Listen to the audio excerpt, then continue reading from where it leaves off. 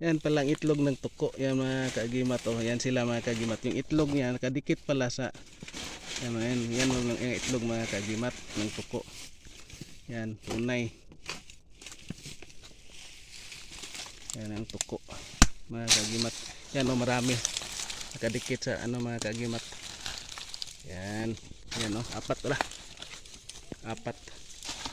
At may dalawa pa. Itlog pala ito ng tuko. Mga kaagimat. Ito ang tunay itlog ng tuko.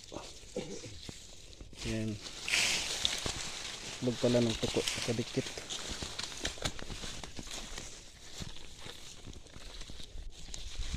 Yan itlog ng tuko.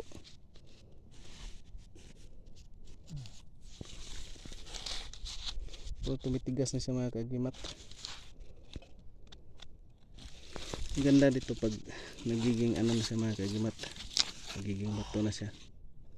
Yan mga kaagimat, itlog ng tuko. Ang tunay.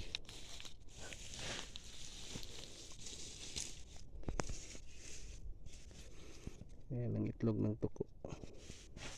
Kadikit-dikit.